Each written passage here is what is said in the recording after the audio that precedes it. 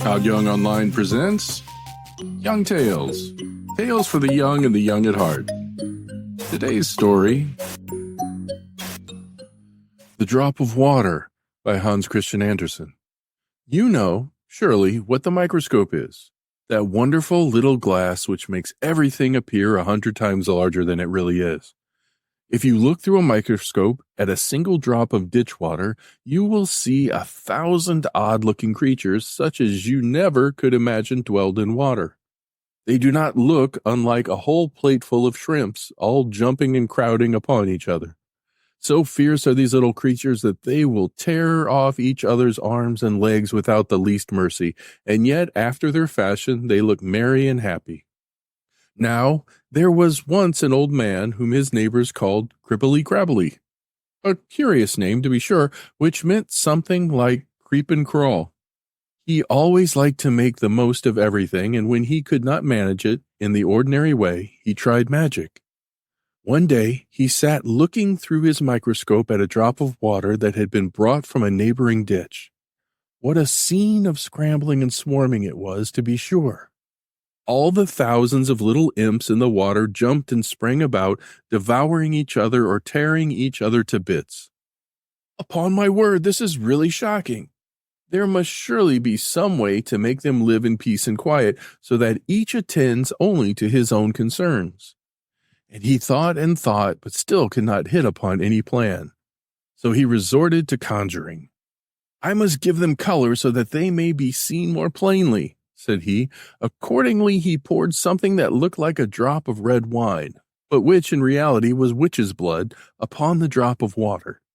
Immediately all the little strange creatures became red all over, and looked for all the world like a whole town full of naked red Indians. Why, what have ye here? Asked another old magician, who had no name at all, which made him even more remarkable than Cribbley Crabbley. If you can find out what it is, replied Cribbley Crabbley, I will give it to you, but I warn you, you'll not do so easily. The conjurer without a name looked through the microscope, and it seemed to him that the scene before him was a whole town in which the people ran about naked in the wildest way.